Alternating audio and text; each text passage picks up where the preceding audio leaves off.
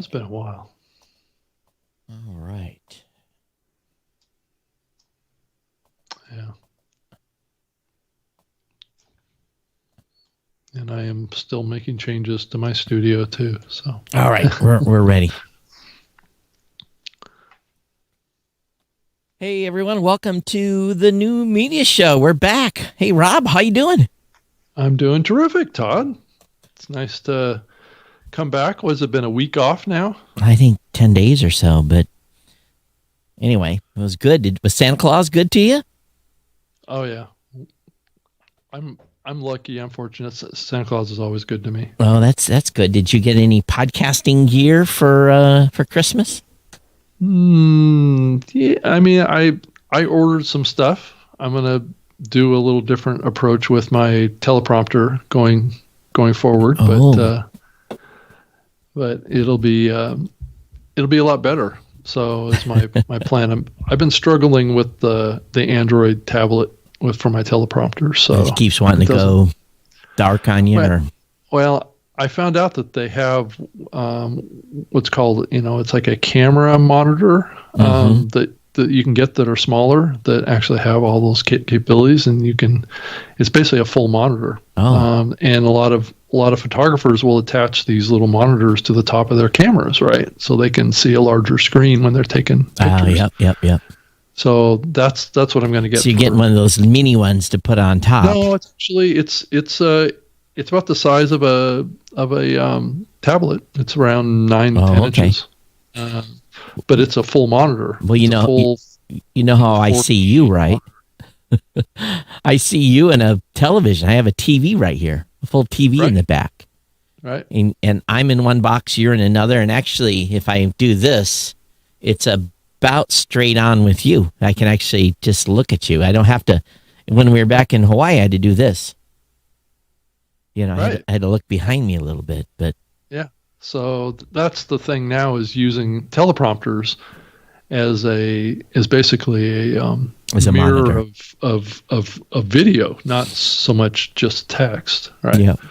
So I mean, if you do a search in YouTube, you can find demo videos that people are putting together about how to use teleprompters with like Zoom meetings and things like that. So you can actually look right at the camera and see who you're talking to, versus what most people do is they're always looking down or up or over. Or my challenge with putting a teleprompter in here is that I'm literally that close. And my fingers, for those of you watching, is about 3 inches from the camera lens. So it's real hard to put a teleprompter because that sticks out about that much further.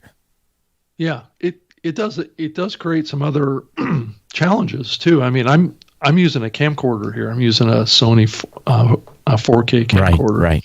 I mean, a lot of the folks online on YouTube, if you go in and you want to get learn about getting one of these things set up, is they're using like a mirrorless SLR. Right. It is what most of them are using today. So, which may be better. I don't know. I think it's because you can change out the lenses. Right. So you can get more of a macro lens. Yep. Where I think a camcorder is really focused on kind of like zoom and things like that. It's not going to give you a macro kind of view of things. See, I've got a remote control here for those of you watching. My zoom you can zoom in and out is all the way out right now, but on the opposite token I can go way in, but the problem is I just don't have enough focal length to because the camera is here's the challenge. I can move this desk back a little bit and move the cameras a little bit, but it was one of the reasons why I was thinking about busting out this wall when I built the studio, but I decided not to. So I'm really it's room constrained or design constrained is what it is. Yeah, I think you got to back up a little bit more on your camera there, because you might be blurry. Exactly. So I got to refocus now. So that's what it is I knocked the focus out. So let's see if I can get the focus back in. Is that right? Yeah, these cameras can be a little touchy on their settings and white balance. I mean, Yeah. you definitely have to tinker Going the around with wrong more way. than you would, let's say, like a webcam, Yeah. like a Logitech 920. You just plug that baby into your USB port and you're good to go. Where Yeah. these things are a little bit more challenging. So I think I'm resharpened, so you should be able to see clear now. So, and another thing you don't do is you don't turn on autofocus. You leave autofocus turned off because they'll have a tendency to readjust. Right. And it's weird. So, but, and it's, it's not easy. Video is more challenging, that's for sure. But the majority of you are doing audio. You don't care. I did have a call today talking about a guy that was introducing video and how they're going to do it. Radio dude. Mm-hmm. Someone's been on radio for years, and he's like, okay, this is what I'm doing next year. I'm doing video, and then I'm adding this component and why, and can I do a video podcast? And so that was like, yep, no problem. Just be prepared. And they were like, we don't care about the cost, so they're good. Yeah. Yeah, I got into a discussion on Facebook with some folks that were talking about the article that was written up at as part of the Pacific Content platform around predictions for 2021. Mm-hmm. And the whole discussion came up around how many commenters in there were saying how are we going to look back at 2020 and neglect or feel like we neglected a greater focus on shorter length content and content that didn't have as much what they were saying kind of like nonsense at the beginning of the show. Well, they don't like nonsense, huh? I guess, it's the aspect of, people get frustrated because you're not getting to the point, right? Or getting to the content. They don't want to listen. We talked about this many times on the show. They don't want to listen to the show I just recorded this morning as my end of the year show then. Yeah, I mean, my comment to them was, it's like, but yet you're complaining about these shows that have, like the first 15 minutes is, the host talking too much about things that aren't focused on the show itself. Right. But yet they're listening. Mm-hmm. I said, well, if you don't like that show because they're doing that, why are you continuing to listen to it? Right. So, it's the whole selective aspects of podcasting too. You create content based on what you, the podcaster, want to do. It's like this show, right? Mm-hmm. One could make the case that we're not, professionally produced, or, we don't plan ahead. We don't. All those things can be seen as negative things about this show, right? But yet here we are, mm-hmm. 12 years later, have built a decent sized audience and a following for this show. And what's it built on? It's built on real, authentic conversations. And the feedback we got from the last show was, don't change anything. Right. And of course there was no commentary though about whether we should go down from two shows to one show again, which I'm kind of leaning towards, to be honest with you. But I think that here's what it is. In the end, you record your show, unless you are, okay, if you're a radio station, you have a boss and he tells you play these 10 shows on the playlist and he writes you a paycheck to do that, you mm-hmm. play those 10 shows that are on that playlist and you go home and you be happy with that you have a job. Right. If you are working for a podcast media creation company and they are paying you to do a show in a certain format, you do that show in a certain format. But if you're an independent podcaster, you do the show any single way you want. And if anyone tells you differently, you flip them the bird and say, there are no rules. I do what I want to do. Right. And what was interesting about this discussion is that it was happening with folks from the radio industry. Fred Jacobs posted a comment. This was on LinkedIn. It wasn't on Facebook, but the article above the post was the Pacific Content one, talking about the 14 podcast predictions for 2021 by industry leaders. So you had a lot of a balance of radio industry folks posting in here what predictions were going into the new year, and podcasting folks. And Fred Jacobs from the Jacobs Media folks, he posted in here, okay, unpopular opinion here, but I think we may look back at this long period of 45 minutes to an hour podcast as part of the reason the platform of podcasting didn't grow more quickly. Well, his comment. Grow more quickly. Right. Fred, I hope you're listening to the show. My team has worked harder than they have in the entire time we've been in business, to the point of, I'm not going to say collapse, but my team's tired. We've had one significant year of growth. Right. Yeah. I'm not sure it's accurate to say that we haven't been growing relatively quickly. I think that the medium has been growing faster than we have ever seen before. 2020 will be an inflection year of we added a million shows in 2020. A million. Keep in mind, what people are talking about here is people are really talking about audience growth, right? Not new shows.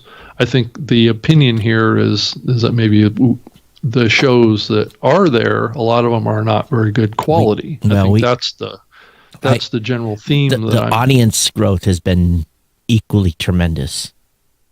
Right.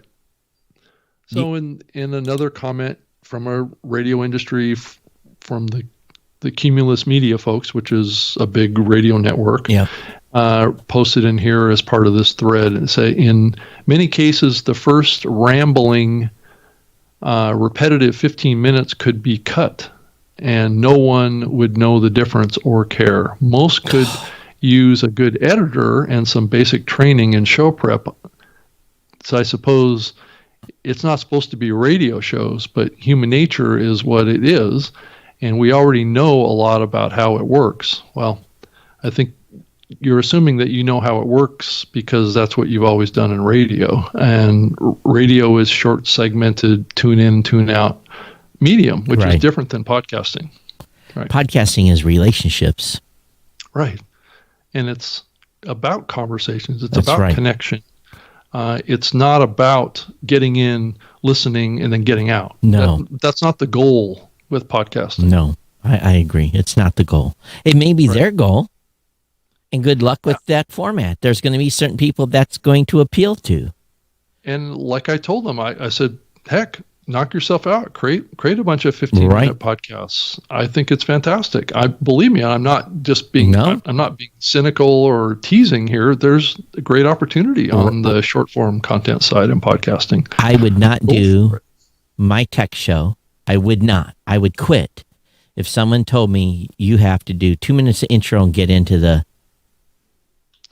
to the meat. I'd quit. I'd be like, not worth it. That's not what I want to do. Yeah.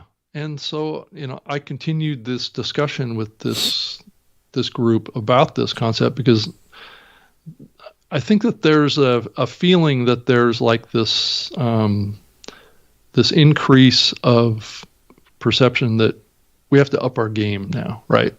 We have to get higher quality. We have to cut out the riffraff. We have to throw away what really was the foundation of this medium, and be more like radio. I think is the idea, right? Which is highly polished, highly formatted, highly whatever, and somehow that's perceived as what's quality. Okay, and so I think that's the danger zone here. What is the number one talk radio show in the United States right now? And it's easy to know. It's Rush Limbaugh. He's dying. He's got terminal cancer. Right. And He's talking about he's lucky to still be here. He's talking about himself, his personality. People tune into that show for him and what's going on with him and his perspectives. Now, if something befalls him and he loses his battle with cancer, his whatever they call it, golden IEB, or I don't follow it. Mm-hmm. But what becomes of that? There's no voice. There's no person. He has step-ins and stuff that come in and do it. What happens with that? Who's the predecessor? There's no predecessor. Now, who's the number 2 and number 3? Well, again, some conservative talk hosts. And even though some of them are not super personable and are more to the point and are tack dogs or whatever their genre is, right? There's still a certain level of commentary. Now, some will argue that is, some people say it's crap, but some people argue that's good radio. Yeah. And if they're the number one, if Rush Limbaugh is the number one talk show, and Howard Stern is the number one satellite terrestrial show, they're always talking about Stern, always having conversation, always having intermixing of the team. And Rush talks about himself a lot. All the time. So this is, right. and so does Howard Stern. So does all these guys. Sure. Right? So I'm not sure where I don't get it. Where the line is that they're seeing here. You know, the comment from another poster in here says, "I was driving, otherwise sure I can fast forward." But it just felt like every podcast took forever to get to why I tuned in. Wasn't ideal experience. Then find another show. I know, exactly. That's the answer, right? Find Why another are you listening show. to it? I mean, it isn't like you stop listening to right. it. So you're just complaining because your assumption of what it should be doesn't right. align. But yet you're still accepting it. And I think everyone listening to the show knows very well there's no rules. You do it your way. What makes you happy? Please, right. Please. We don't need a bunch of radio people. Well, and what is getting to the point? I mean, really, at the end of the day, if you have a relationship with your audience, right, and it's a personal medium, isn't that part of engaging with your audience? Is that a personal level? I would think so. Talking about things, and if the show declines based on that, then that's the consequence, right? But I believe you create a show, the content creator, and this is what I told them all. I said, the content creator creates the show they want to create. That's right. And the audience self-filters to that show. It doesn't go the other way. Yep. I mean, but I do feel this pressure on podcasters to say, create a show that your audience wants. That's great, but that may not be the best way to get to it because that may not make you happy. You're going to be like sick. Right. Because this is a passion medium. It's not a business. And now, granted, some podcasters look at this as a business, right? And what do businesses do? Businesses create products and services that cater to the needs of a particular customer base, right? So if you're thinking about your podcast as a business, maybe you do need to think like that.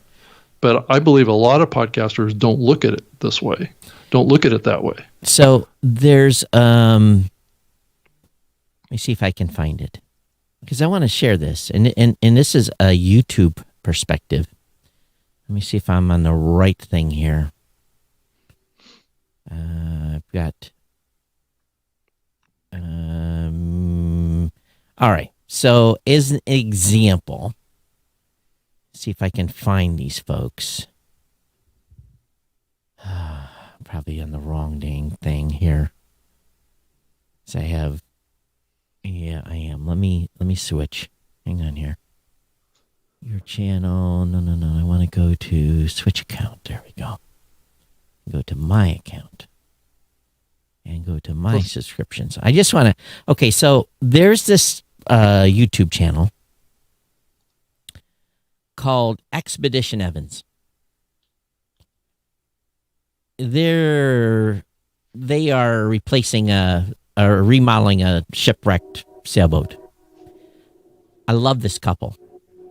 I tune into this show because of them, not what they're doing. Another couple lives in Utah. Trent and Allie is the YouTube channel. Love the channel. Love what they're doing. Love their personalities. I tune in for them. They could be rowing across the ocean in a metal sailboat, or it doesn't matter. In a something with the rubber tires, and I would tune in for them. Right. And that's what I'm attracted to. And same thing with podcast. There's more to the story here. We have great storytellers, yes. We have great interviewers, and we have people doing great shows. But I turn in for personalities. Yeah. And my audience teases the living hell out of me about stuff that I do all the time that's dumb. And I have newcomers that come to the show on a periodic basis that says, hey, I had to scroll 15 minutes ahead in your show to get to the content. And I always reply, it's the way the show's been since day one. If you don't want to hear the commentary at the beginning, the content starts about 15 minutes in.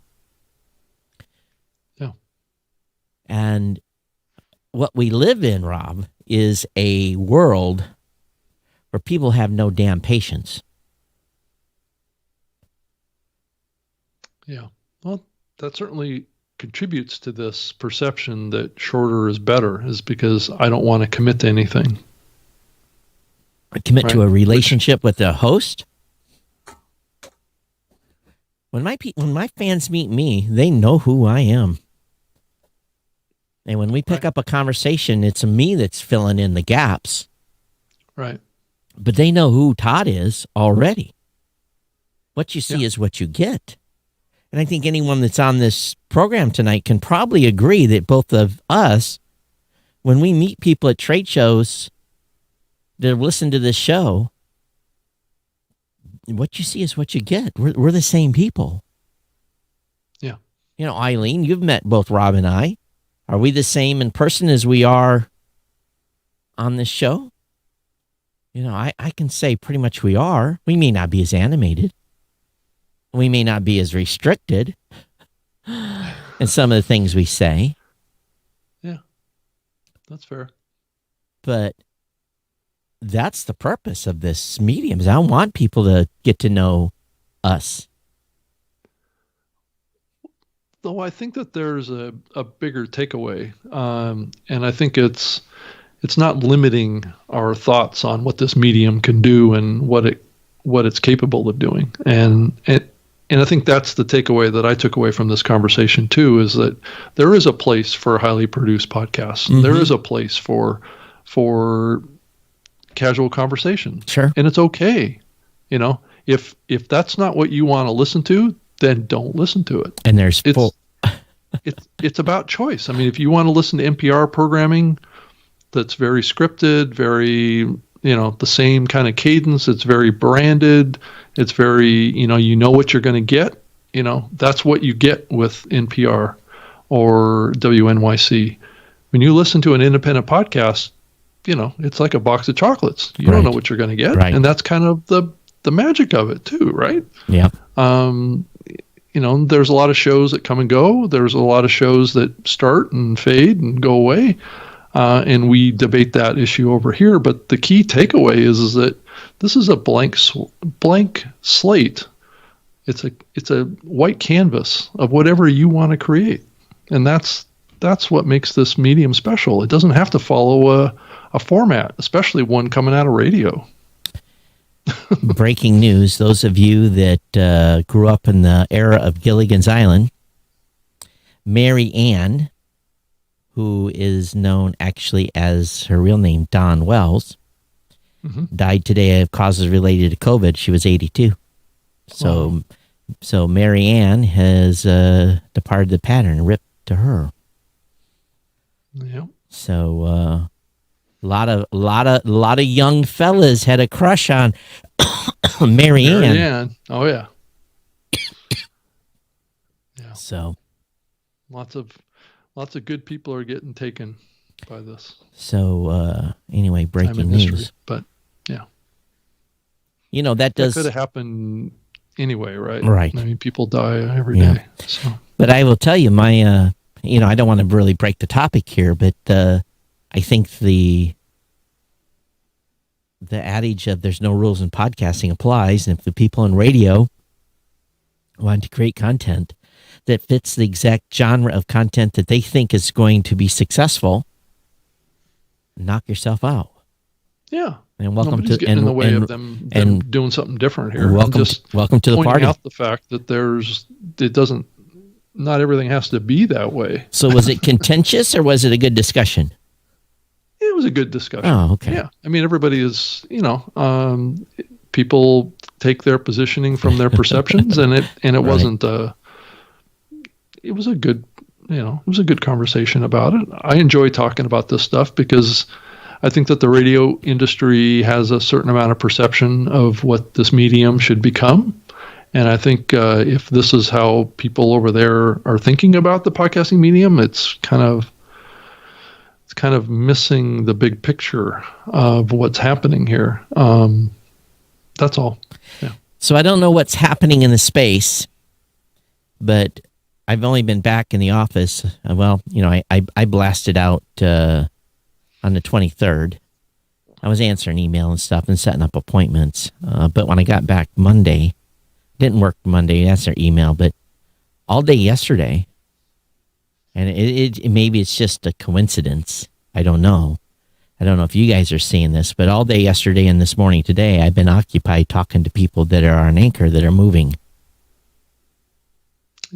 I've been seeing a lot of questions about Anchor in the Facebook groups. I mean, a lot.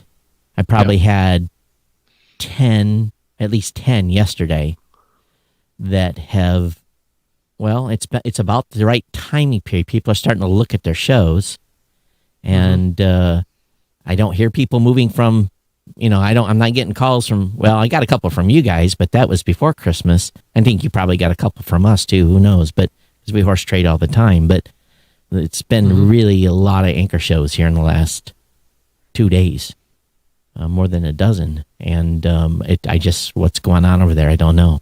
And I'll get to the bottom of it, but. Right. Hey, Todd, one topic that I did want to talk about that seems to be bubbling in the podcasting space right now is this new iOS app called Clubhouse. And I think I mentioned it in prior episode here to some degree, but a lot of folks seem to be in the podcasting space getting really excited about Clubhouse. And I've been playing in it for probably 2 or 3 weeks now. I've done a few sessions over there, and I think it's a very interesting thing what's happening over there. I'm not familiar with it at all. Yeah, it's a conversational platform is what I would call it. It's topic based, almost. Todd, as you think about the past in podcasting, PodCamps. Do you remember that concept? Back in the early days, back in 2007, 2008 timeframe when PodCamps were popular. What a PodCamp was kind of like a physical world event that would pop up in a city at, let's say, a community college or at a community center or someplace. An organizer would say, we're going to have a PodCamp at this address at this time.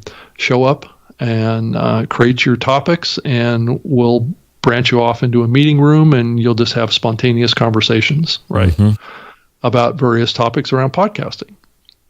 So that's kind of what's happening online now with this Clubhouse. And it's not specifically just about podcasting. I mean, there's all sorts of topics. And Todd, I don't know if you've heard, but there's been a lot of controversial stuff that's been going on over there. But one of the big things that is very obvious there, it's a very diverse community, which is very interesting just in of itself. Races, genders, I mean, it's very diverse, right?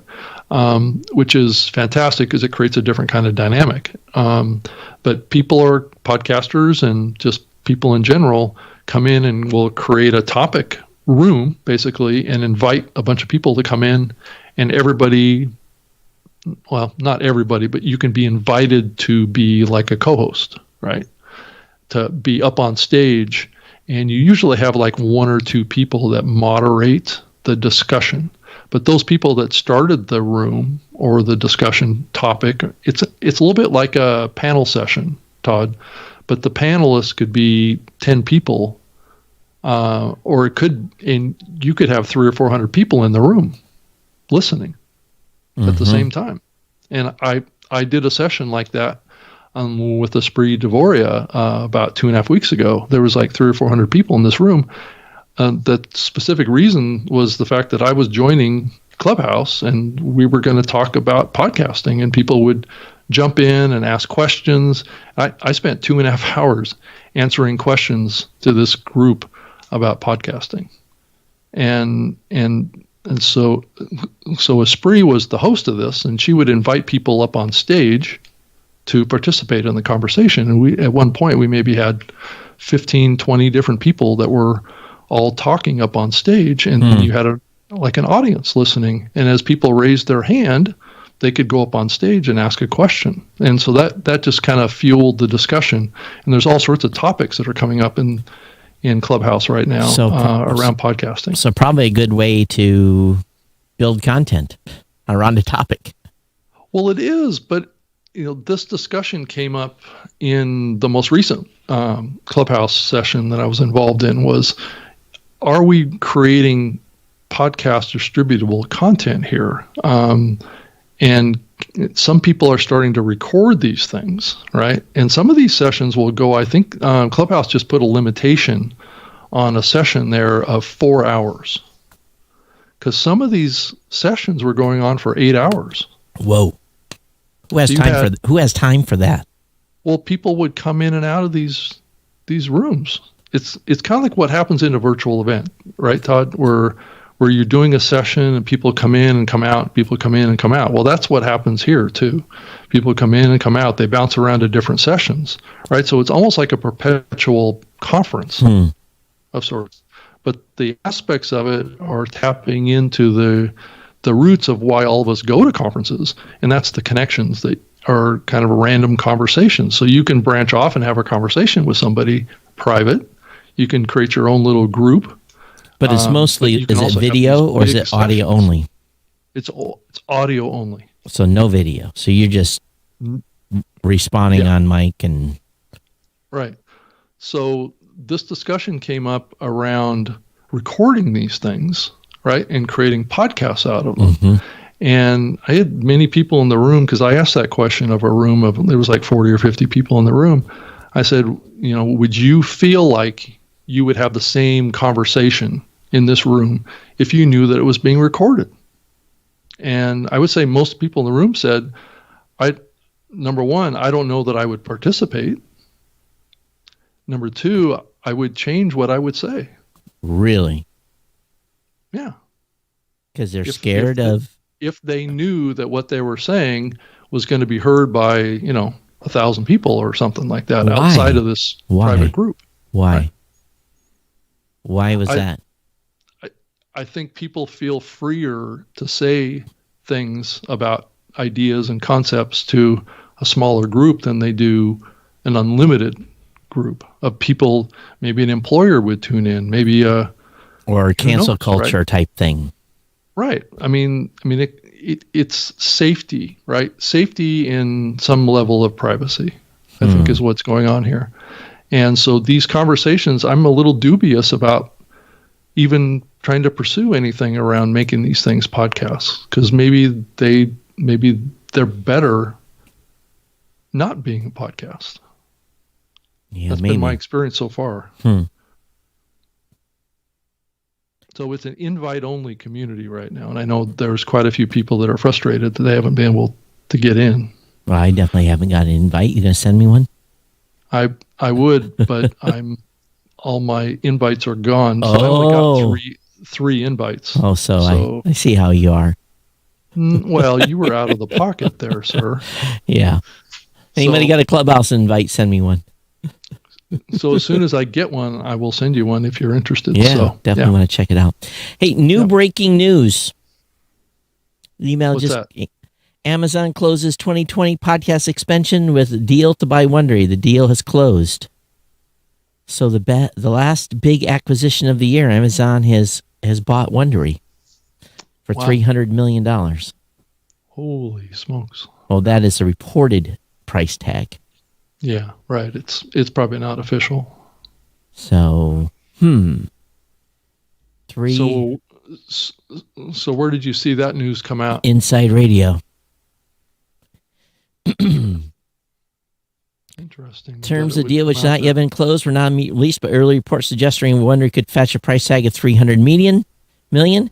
We're pleased to announce that Wondery, an innovative podcast publisher with a track record of creating and producing top-rated podcasts, well, that's not necessarily true, has signed an agreement to join Amazon Music, said Amazon in the announcement. When the deal closes, nothing will change for listeners. They'll continue to be able to access Wondery podcasts through a variety of providers. Wondery's also repped companies too. So the question is, what's going to happen to Hernan Lopez? I don't even want to comment on that one. Because I know you're working with the Podcast Academy. So that is the question. Does Herman Lopez, I can say it, does Herman Lopez move to Amazon, or does he get his money and go to court? So, Yeah. Well, Wondery has 16 podcasts and TV development. Yep. Okay. It says in the article, it says there was no immediate word on whether Hernan Lopez would remain with the company. So it wasn't disclosed as part of this announcement. Yeah, Rob, do you know who's behind Clubhouse? I don't. Well, it's interesting. Why did you get asked that? Yeah, chat did. No, but I'm going to find out. But, yeah. But it looks like they've got enough invites that they've got a lot of people participating. So. Yeah. I was on a platform, and I've got a matter of fact, if my plan this year, and I've already committed to do a number of audio only shows and not do, basically making sure that I'm staying honed on, because here, we're doing live right now, and we can easily disconnect our audio listening audience. So I definitely want to do some shows, this show and my show, that are audio only, that allows us to make sure we're not forgetting the audio portion of this audience. And I'm testing a platform right now that is pretty high end from a perspective of being able to do remote, basically two people calling in and recording, and so maybe we can do a few shows on that in the future, but don't want to say who it is yet, so I'm working another angle on it as well. So, but I'm kind of.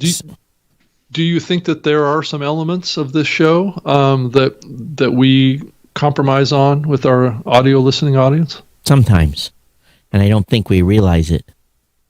Like what? It's just I think we have to be. I might do it more on my regular show because I'm showing images all the time. So I'm not necessarily showing images here, and I think we do a pretty good job of walking through stuff that we're discussing.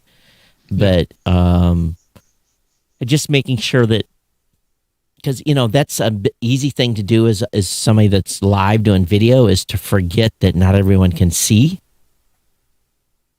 and you have people that are strictly listening, and we need to make sure that we're always keeping them first in our content creation here.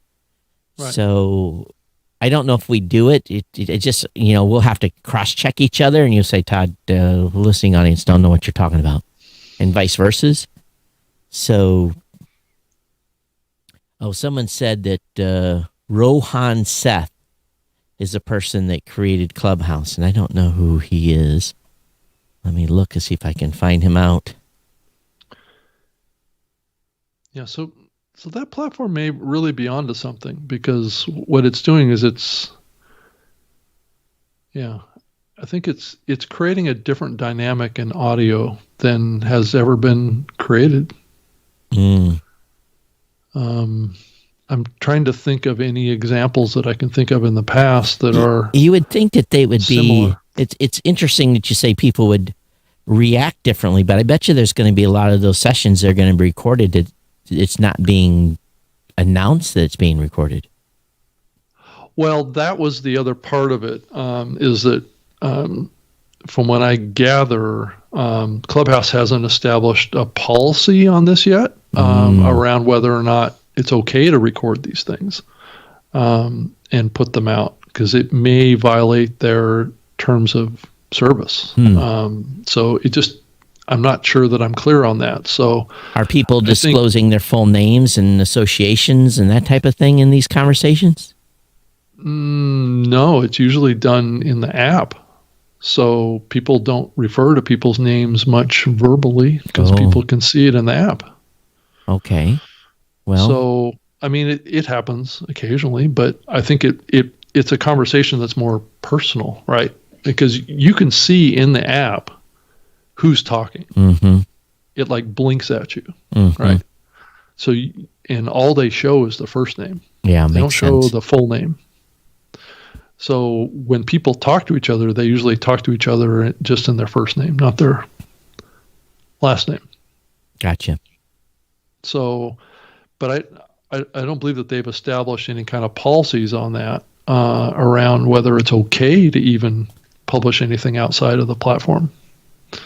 So, but I have heard people say in the sessions that I've done that people are recording these things and are putting them out as podcasts. I'm just not sure where, which ones, whatever. It'd be interesting to listen in on one of those. I'd love to share one with you if I can figure out which one is doing that, and you can get an idea of what the dynamic is. But it is different because, like this show, you and I are talking, right? There's no one else even involved in the conversation unless we bring a guest in. And actually, from what the feedback that we get, a lot of our listeners don't like it when we bring a guest in. Right. So that's what's different about this, is that the whole format of this is that there's a room creator and a facilitator, but the room is there for all the attendees. It's not there for people up on stage. I don't think it's a great format for, let's say, a presentation or even a panel discussion, because people want to participate. They don't want to just listen to somebody pitch something. But we got to admit too, at panel sessions, people want to come up and ask questions. There's always right, but that's the format of this. Is like, let's throw a subject up there and then bring people in, and it's leaning towards, which maybe not be a good thing, it's leaning towards influencers, right? So like famous people are joining these rooms, right? Celebrities. Like I think one room the other day had, like singer MC Hammer join one of these rooms, right? Or celebrities. So it's starting to attract these big name celebrities that come in, and they'll come in and crash these sessions, and those people will obviously get a lot of attention, because there's already people in that community that have like 1.5 million followers already. I mean, that's how this thing is blowing up. And I know we're spending a lot of time talking about it. So, and it's not really podcasting, but it is getting the attention of a lot of podcasters right now. Rob, you've been affected by the lure, the shiny fishing lure. It's the shiny thing, right? Yeah. Hey, I will bring you a couple of podcast things. I got an email from folks over at Podmatch. They've opened up a shop, and I made sure to clarify it is specifically, and let me bring the screen up. Of course, Podmatch? It's shop.podmatch.com. Shop.podmatch.com. Yeah, okay. And they are bringing in, hang on, I shot.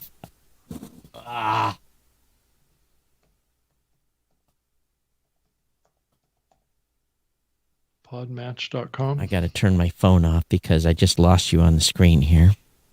They're creating a line of, this is just gear for podcasters. Of clothes, right? Yeah, clothes. So they've got some T-shirts, some hoodies,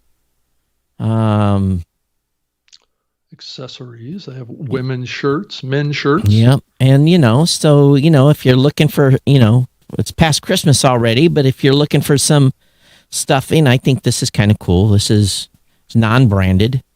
The Podmatch stuff is branded, but they've got a cool podcaster T-shirt that looks pretty slick. And so anyway, just thought I would, no, I'm not endorsing. I'm just saying that they got a cool coffee cup that says "Listen, subscribe, share, repeat." I love that one. Right. So there's a few things in here that. And sunglasses. Yeah, I'm not going to buy any sunglasses, but there's a coffee mug that says podcaster. So again, there's got women's stuff too, hoodies so it's shop.podmatch.com. You can check it out and make sure you let them know that we've sent you over there. I got no cut on this, no money on that. So go ahead. Well, before we move on, Podmatch is a website too. Yeah. Podmatch.com. Podmatch, right. And it says we use AI to painlessly match ideal podcast guests and hosts together to produce high quality interviews. So I guess they're in the matching of guests with hosts. And business. I actually had a gal ask me the other day, there's like 5 of these now, or 10. Yeah. Right. And they said, we're going to create one of these sites where we match people. I'm like, well, have you tried the half dozen that are already existing? Right. Right. So, maybe Podmatch needs to supplement. I'm just being facetious here. Maybe they're trying to supplement their income with with some merch, which, I'm cool. You want to do some merch? It's fine. We need some merch for this show. We need someone to design us. Who is the designer here that's listening? We need some new media show merch. Merch. Yeah, we need a merch. Well, does the merch need to say something about podcasting is the question? Or are we just catering to the new media crowd? Well, someone wants wherever that is. Someone want to create us some cool stuff that caters to podcasters. We're open for design. Hey, we'll do it in conjunction with you. If you want to create a store, and this is what happened with Geek News Central. I had one of my fans open a store, and we share the revenue from that. So I just did a search, Todd, in Google for new media. Uh-huh. And it comes up with a definition. Oh, really? For new media is any media from newspaper articles and blogs to music and podcast. They are delivered digitally from a website or email to mobile phones and streaming apps. Any internet-related form of communication can be considered new media. Well, newspapers, old. Blogs, old. Music, old. Podcasts, new. Right. So it's the transition from the old to the new. Yeah. Right, is what this show is all about. Well, I don't necessarily want to rename the show already. Again, we've done that before. Well, when you have a show that lasts as long as this show has, I can see how that can happen. Because if I go over to GoDaddy and I start thinking of a couple of domain names that might work out real good for a new show name, let me do the one I'm thinking about. Taken. I'm not surprised. Although I'm sure if I look at my 400 domains, I'd have one that would work. 400 domains? Yeah, That's how many domain names you have? Yeah, nowadays? I have 400 podcast-related domains. Wow, nearly 100 of them are for sale. I've had someone try to buy a couple, and I said, you have to sign a 10-year non-compete with Blueberry, and they didn't. They didn't. Caveat, right? Yeah. Well, if you're going to buy a domain that might compete with my company, then you're going to have to sign a 10-year non-compete. Okay, Todd, here's another definition of new media. New media are forms of media that are computational and rely on computers for redistribution. So I guess, I mean, it's a broad topic for us. We've taken advantage of that broadness at times because we talk about video, we talk about streaming platforms. I think we've had lots of topics relating to video on this show, and so I do have one domain that might work, Rob. You do? Okay. What's that? Podcasts.show. Podcast.show. Huh. I own that. Really? Mm-hmm. That's interesting. Yeah. So, but it really doesn't describe our mission here. It doesn't. Yeah. Podcast show is basically what the name of the show would be. Mm-hmm. Huh. I don't know. That's going to be a hard one to win the Google game. Yeah. Right. Yeah. Which we've definitely won the new media show. Right. Google game. Although it would be fun to win that because the top results are NPR, Wikipedia, Spotify for podcasters. Those are the top 3 results. Time.com too, for some reason, are the top. Right. So what would be the podcast show? So there's already some shows called the podcast show. Yeah.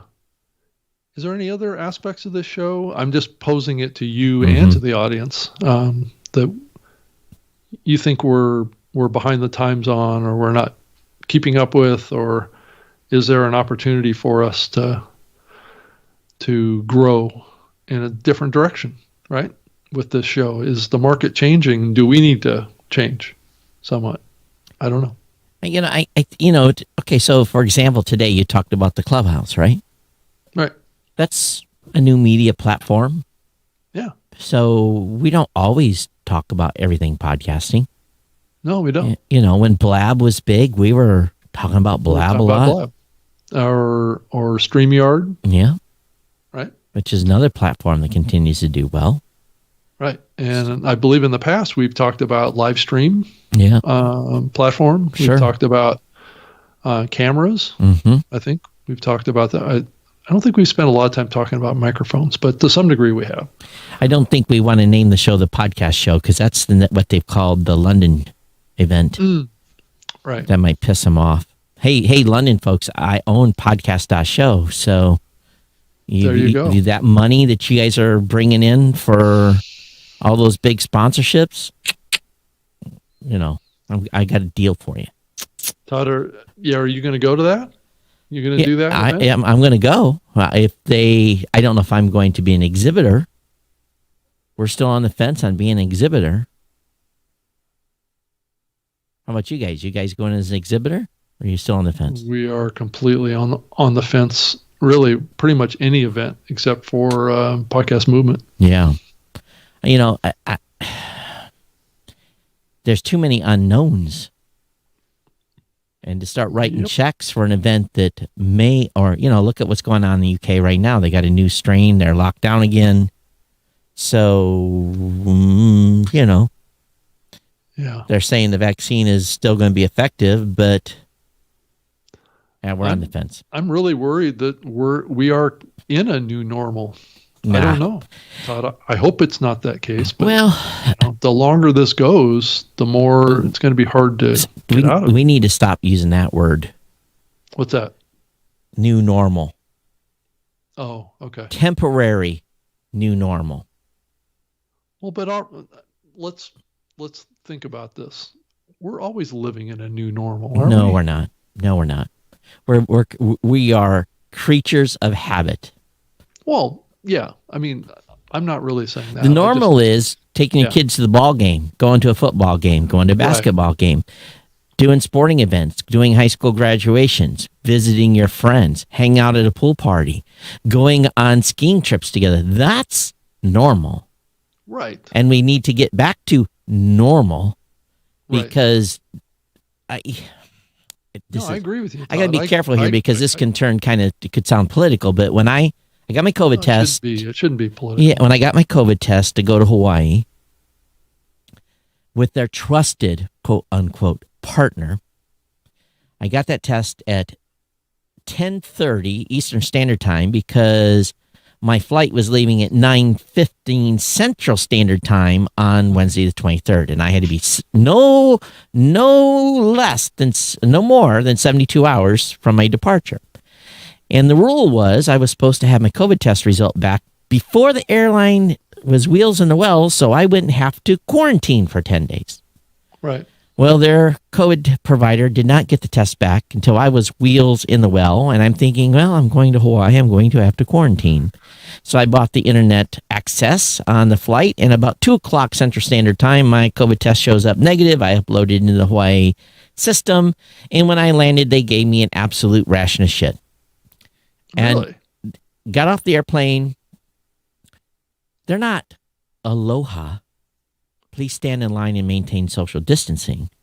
They're yelling at us, stand in line, maintain social distancing, keep your mask up. And I'm like, wow, what did I just enter?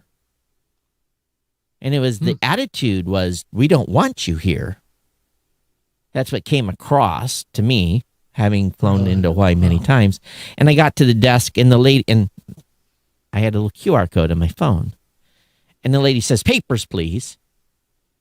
And I was like, papers, please? Papers, please? I said, really? Do you understand the negative connotation? And she kind of looked at me and said, in World War II, the Nazis would demand papers, please, kind of in that same tone.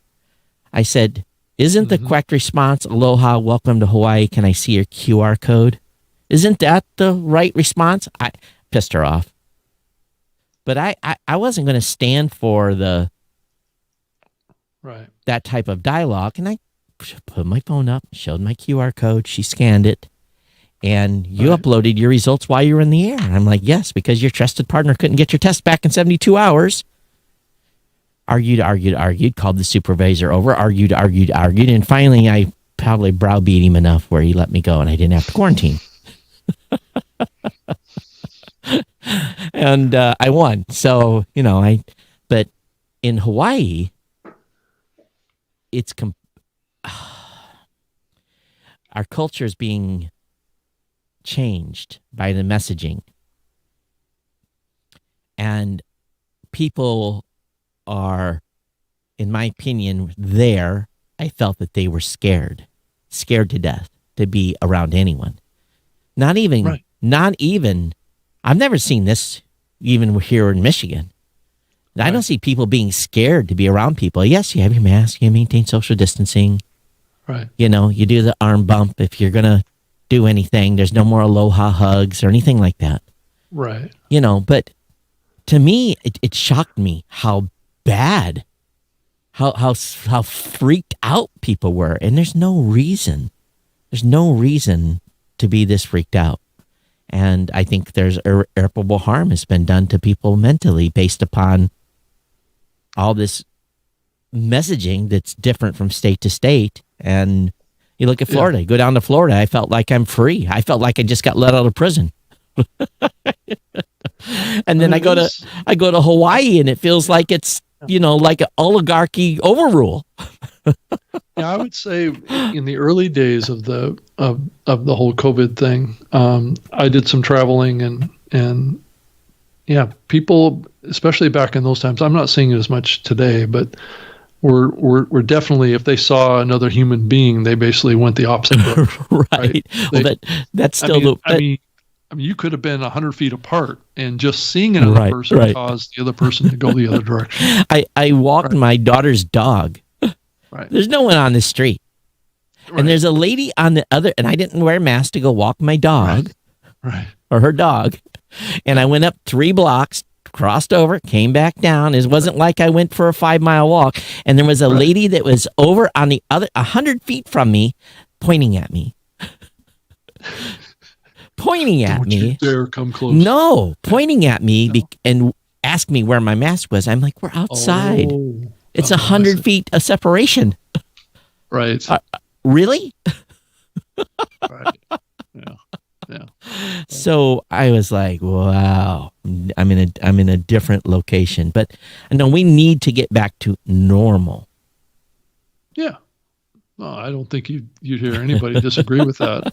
I just wonder, like you just said, Todd, I think the logical question is, what damage has been done and how long is it going to be before we actually the damage is not just businesses, the damage is mental. I think people have really been brainwashed. So or they've been expected to change their perceptions, right? And well, that's what's happened here, and in some cases maybe it's the right thing, in some cases maybe it's the wrong thing. I don't want to get into. And again, as I keep telling people, it's not a politics question. And as I keep telling people, I wear a mask, I social distance. Right, I do the same thing. Okay, but I don't wear a mask when I'm in my car. I don't either. And if you think I should, and if you think I should, then you can yell at me. But but what was more disappointing was the airlines got on. They kept saying it before we depart. I should have figured it out before we depart.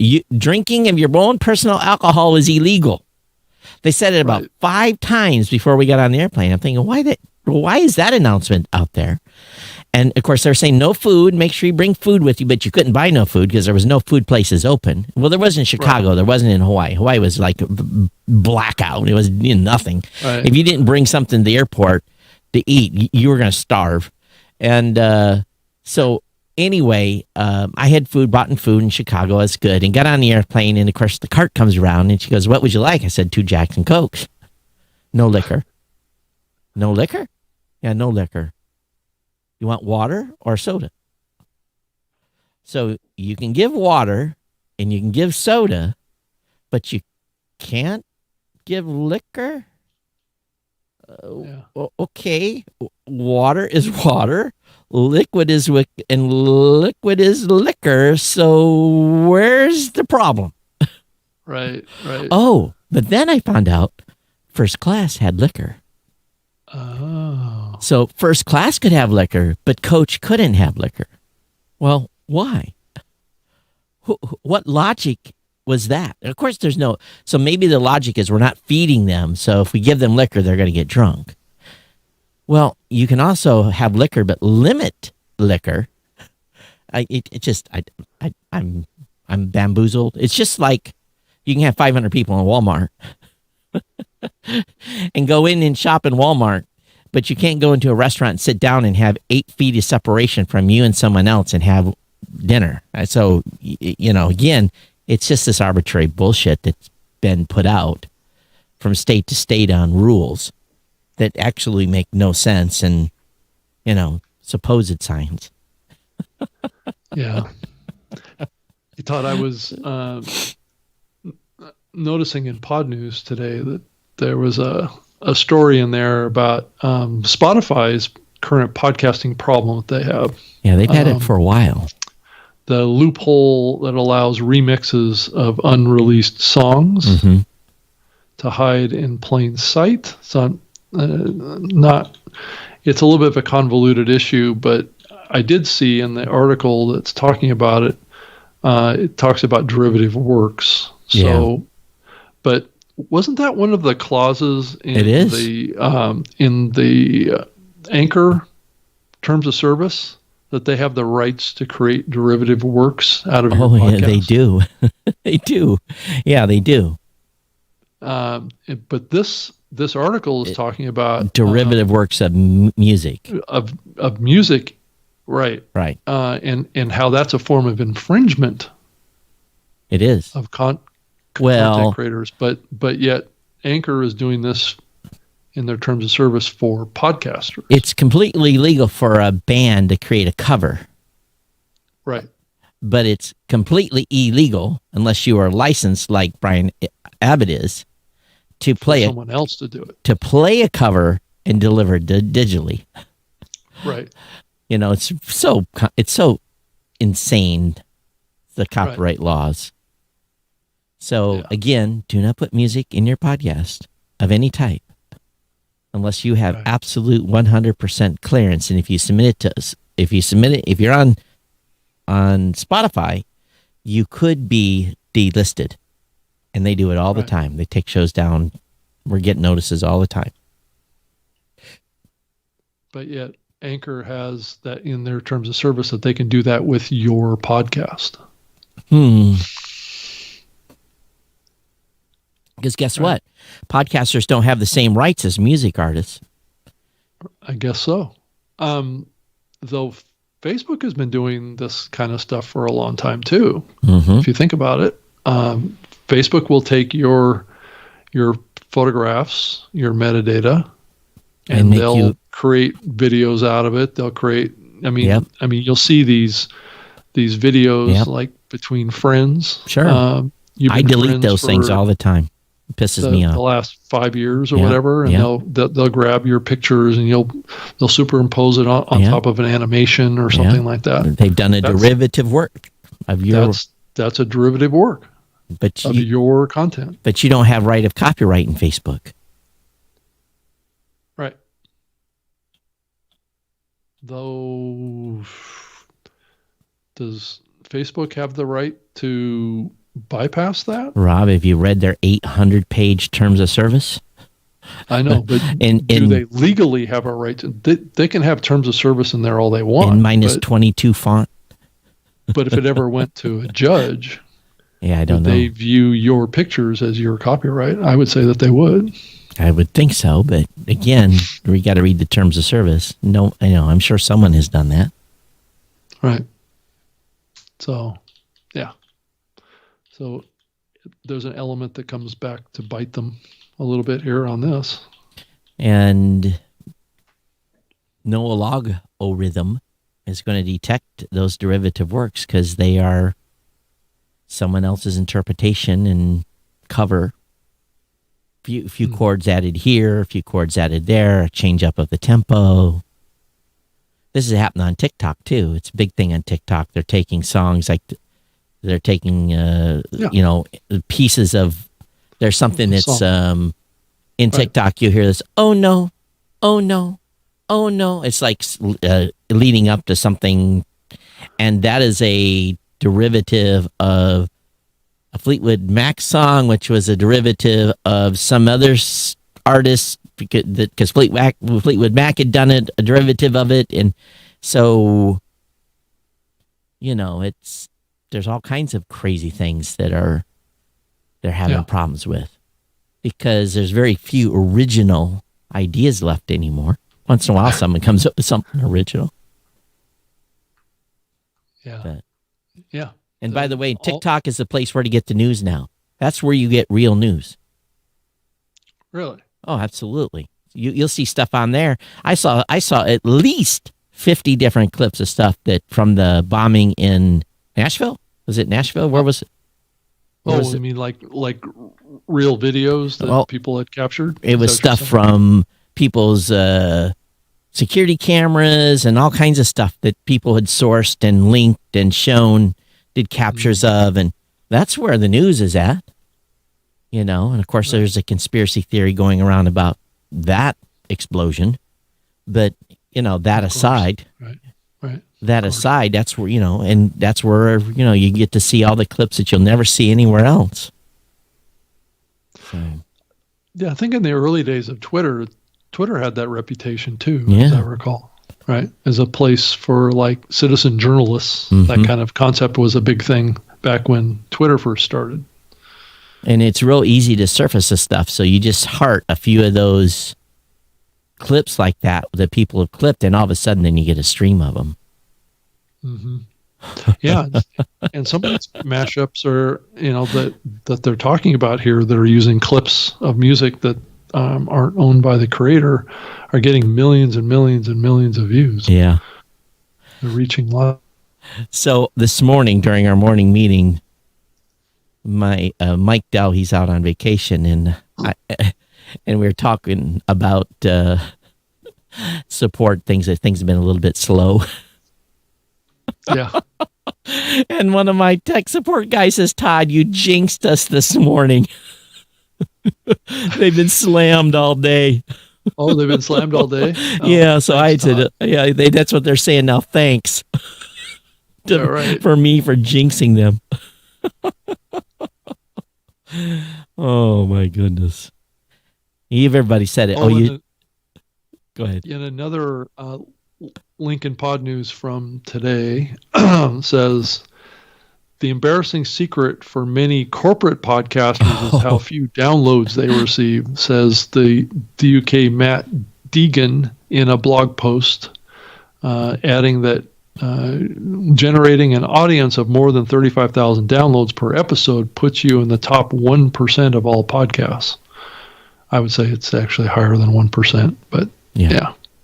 So I talked about this a little bit on our Podcast Insider show that I recorded this morning, not necessarily in reference to that, but I referenced, I was kind of doing my own like little year in review and some reflections. And I basically said that a lot of corporate, for the first 2 months of the pandemic, 90% of my calls was from corporate clients wanting to start podcasts, public and private. And the takeaway that I had was that they were closing the loop. They already were doing YouTube. They already doing Instagram. They already doing Facebook. They're already doing Twitter.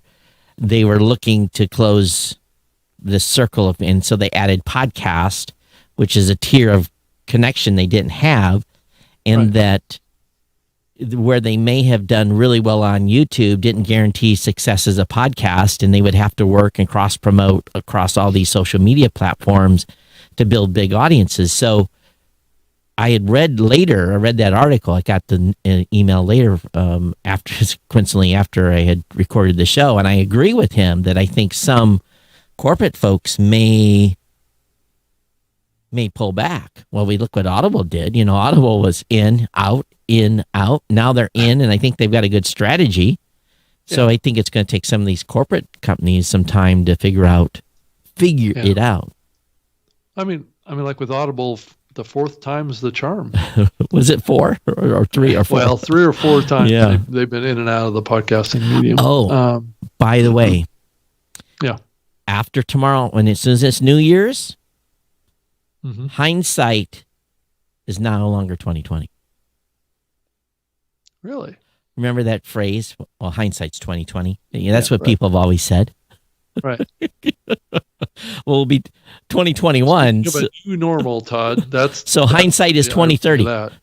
Right.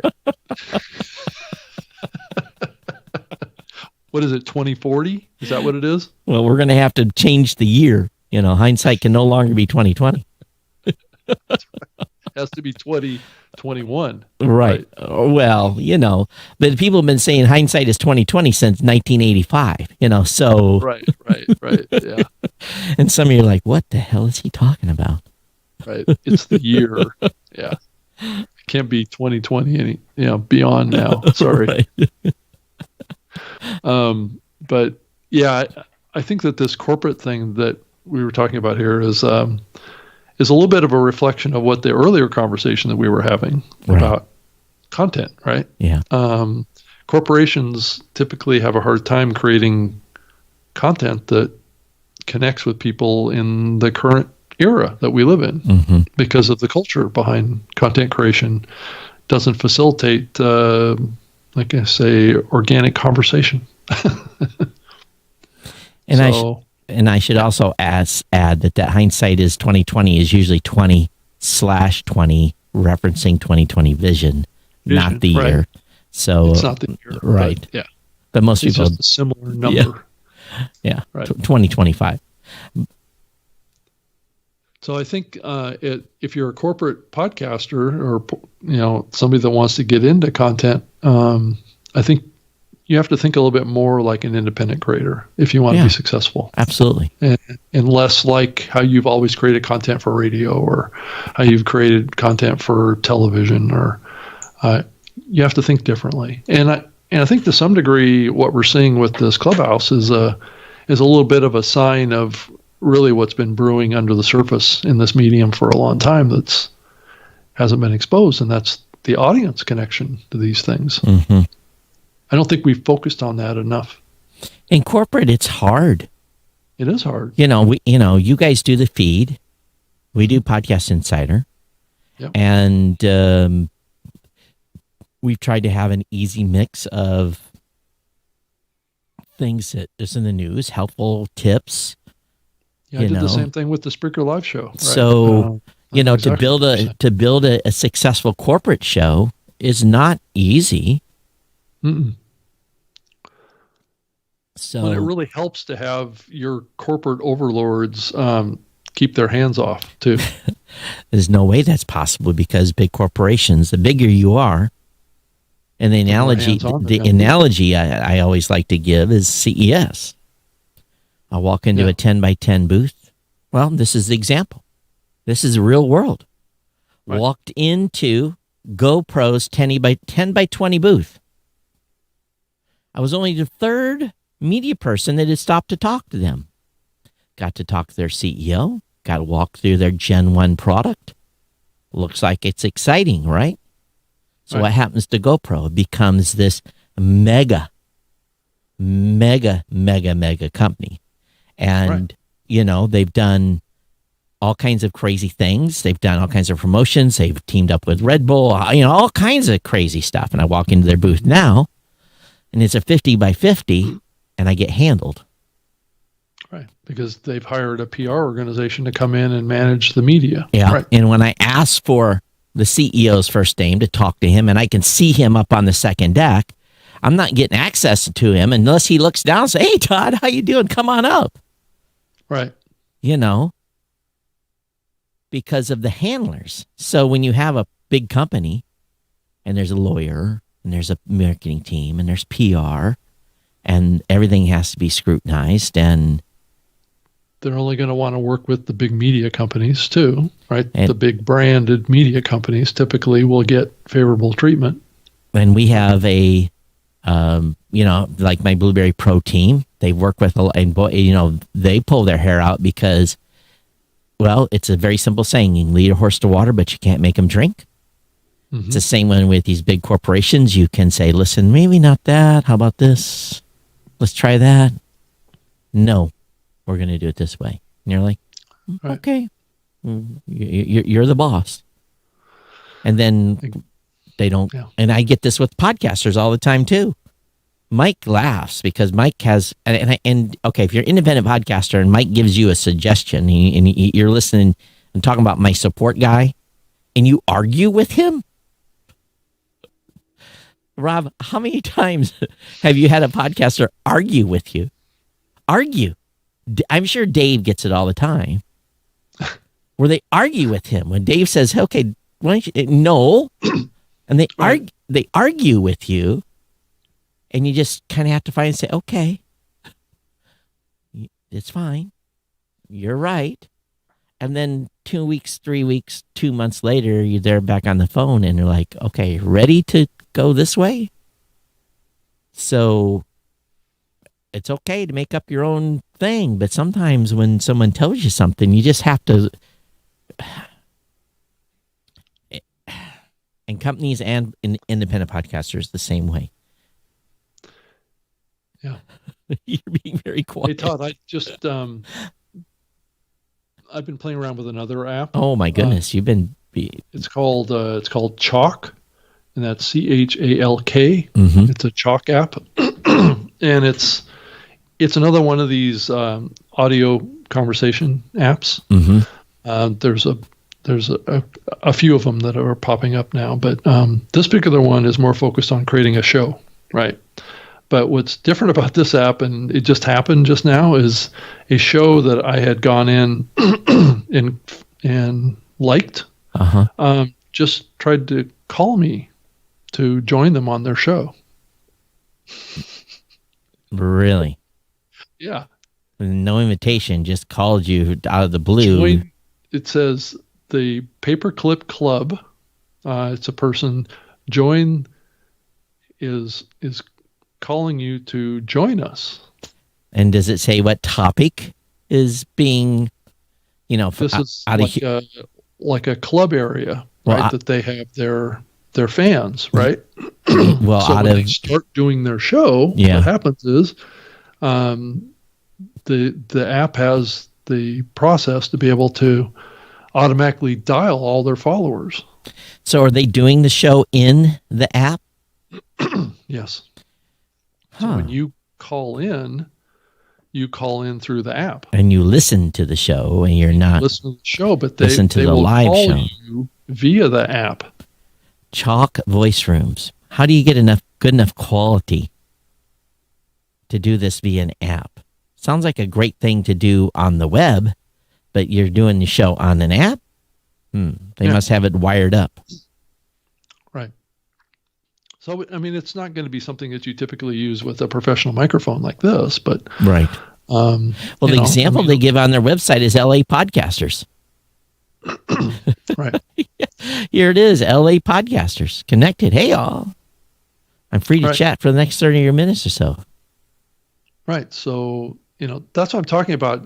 There is some innovation happening around this stuff. And there's different models that are coming out. People are playing around with different ideas around bringing audiences together in audio shows. That's cool. Yeah. I'm excited to see it. I think it's an interesting. How do I tie it into this? That's the key. Well, Chalk would be a better platform for creating a podcast because it has hosts, right? It's like a regular show. Oh. Right. It's just that you have a much more engaged connection with your audience base. It's like I was just saying, it has a proactive outreach. They want you to join, and they want you to contribute too. So, right. So on Chalk, talking to your group is always just a tap away. It's the all-in-one secure voice headquarters for your community. Join to build your own voice community to instantly connect with your friends. Talk instantly, and simply joining the voice room. Right. So, and then add another layer onto this too is the growth and proliferation of community.com. I don't know if you've followed that, and that's that text-based community communications platform. The She Podcast Network is now supporting it, where it's using text messages because, as we all know, what's the percentage of text messages that you open, Todd? About 60%.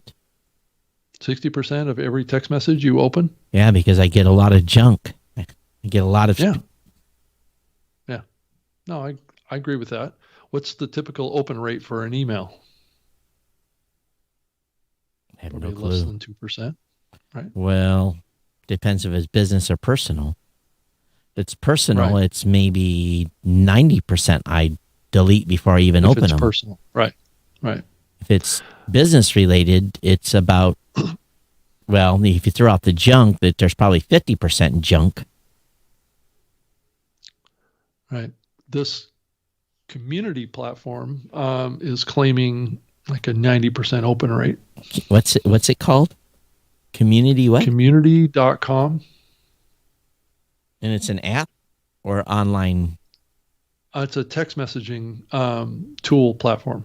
So you can connect with audience or people that you follow. The She Podcast Network is using this tool. So you sign up, you use the phone number that the She Podcast Network has, and you sign up for it, and it's like getting in a newsletter of sorts, right?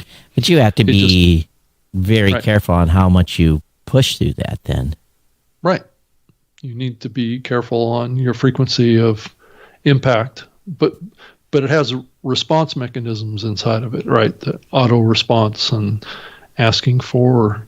So when you sign up, it creates this process that you go through to sign up. I wonder what it cost. It's rather expensive right now. I think it's like minimum of like $99 a month. Wow. Well, for a company, it wouldn't be bad. Yeah, exactly. Like the She Podcast Network, where they have 12, 14,000 members. It's probably a good-sized community that could take advantage of that kind of thing, or a company, or those kind of things. It just depends on if you want to build that type of relationship with your audience. Because it is a pretty personal. I mean, texting is considered a fairly personal connection. Rob. Let me look at my text here. So, for most people, product alert, right? Special sales, Wild Bill's flash sale, a notification, Gmail verification, Spectrum service alert, appointment confirmation. And then it's true. If you give your phone number out to platforms that will use it this way. Right. It's the same principle, though. Yeah, same principle. Yeah. So I don't necessarily call it, well, it's personal if it's families, But well, if they have your phone number, they can send you a text message. Yeah. Right. So that's the key. Mm-hmm. Cleaning up my text messages. So, Rob, we're at 90 minutes. We are. Yes, we are. We've covered the ground here. So let's just talk a little bit about what's going on. For sure, there will be 2 shows. Well, the question is, are we going to do a show this weekend? So this is, I got to go to 2021. Holy cow. January 2nd. Do you think we should do a show this Saturday? I'm cool with it if you are. I'll be honest with you. I really enjoyed the 4-day holiday. You want another 4-day holiday? Don't you? I do. Yeah. So let's come back on the 6th. On the 6th, okay. Yeah, I'm just being selfish here a little bit. Okay. But it was fantastic to have some time off. We've been doing the show long enough. I don't think people are going to be totally pissed off that we missed a show, or we're doing that already. But I guess the next question then too is, going forward, do we go back to 1 a week, or do we stay 2 a week? This 2 a week thing's a pretty big commitment long term. So I guess the audience should answer that. Can you guys handle us doing? And if we do go 1 a week, do we need to go to 2 hours? Well, that, or which day do we go? Do we go on Saturday or we go on Wednesday? Well, I'm going to be honest with you. If we decide to go to 1 a week, I would prefer it be Wednesday and get my Saturday back, because my weekends are becoming more important to me from a brain standpoint. Right. Because I'm stuck if you think about it, we're stuck in the office all week. Right. And then that's true. And then if we're going to do a down day, I guess Saturday seems to be pretty kicked back too for the audience. They have more time to listen on Saturday. Yeah, because they're not at work. Yeah. But I guess the question then really, folks, is, would you rather have us on Saturday? But, we're not serving later in the day, or is earlier in the day? Well, it all depends. Better on Saturday. Yeah, you never know. So, because it's... if you look at the West Coast, that's 9 a.m. 9 a.m. still pretty early. I would not want to go later. I wouldn't want to go later. Right. Yeah, no way. And you really shouldn't go any earlier because of the West Coast. Right. So, anyway, I guess we're kind of looking for your guys' feedback here. We've been doing two a week now since what? It's March. March. And April, we always find enough to talk about. But I think that, I don't know, I'm just looking, try to, just like everyone else is, is this sustainable and able to keep my mind without having a meltdown. Yeah, and is the audience for what we're doing, is it holding up, or is it down? It's holding up. Is it? Yeah, okay. The audience numbers are holding up, so they're tuning in. They're not giving us much feedback, though. Well, it's the holidays, too. Well, it's true, but, you guys have nothing else to do but listen to podcasts. So tell us what you think. If you've listened this far, or did you already punch out? Todd@blueberry.com, at Geek News on Twitter. Yeah. I can be reached in email too, robg@libsyn.com. Actually, we have our own email address. We haven't used them. We need to. We need to log into it. I'm paying $5 a month for it. Well, no, I thought it was redirecting over to my Gmail. Oh, maybe yours is. You'll have to test it. You'll have to test it. I think it is. I think it is because I get emails. Oh, really? I don't have anything redirected, so off of that domain name. I should go look at that because I have Todd. I think it's rob@newmediashow.com. Right? Yeah, and I've got Todd at newmediashow.com, but I do not have it redirected. So there might be 800 emails in there, and people yelling at us, "How come you're not responding to this email?" Well, where's that email listed? Is it listed on the website? Nowhere. Nowhere. Yeah. Shh. Don't tell anybody. It's a secret. So for now, it's robg@libsyn.com or at Rob Greenlee. Watch. We'll get a bunch of emails to rob@newmediashow.com. Yeah. Or what you could do is really make it interesting. Send it to rob@libsyn.com. Oh, yeah. That'll be a good thing to do. Yeah.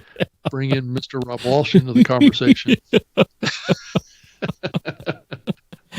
Too many Robs at one company. Two is too many, I guess. You have to submit a court paperwork to change your name to Ralph. Well, I was told, and I think there was a joke being played on me. I think, but I was told on a Libsyn call that the IT folks had created a Robs at Libsyn.com, but actually it doesn't actually exist. So if you email robs@libsyn.com, it'll bounce. Yeah, exactly. I may have to test. Harold says, actually looks like it has 3 in-app options for monthly membership, $4.99, $1.99, and $9.99. So chalk. That's what it cost. Yeah. So, all right, everyone. Thank you for being here. Thanks for staying subscribed. Give us some feedback. Let us know. And I hope you had a Merry Christmas. Have a safe New Year. Be safe out there. Take care of your loved ones. Yeah. And give us some feedback. So, and by the way, if you go to Hawaii, have your peppers ready. I won't be going to Hawaii anytime soon. Me neither. Right? Yeah. Oh my! You're not going back, huh? Well, I will. I'll go back. Now I know it's not that hard to get in there. But have you ever had to wear a mask for 10 hours straight? No, I'm not looking forward to that either. It sucks. Yeah. And they don't let you wear the bandana ones anymore because those aren't officially, they're too thin. So, well, I still have a little bit of a stash of N95 masks, so that I haven't used. Well, I saw a lady wearing a mask, a face shield, and a plastic suit. Now, oh my goodness! I got to thinking, and the airplane wasn't too cool. I'm thinking, wow, woo, sweating up a storm. Woo. Right. That's a little toasty. Little ripe coming out of that. Oh, yeah. I'm glad I wasn't sitting beside her. Right. All right, everyone. Thanks. We'll see you next time. All right. Bye-bye. Okay. Thanks, everybody. Bye.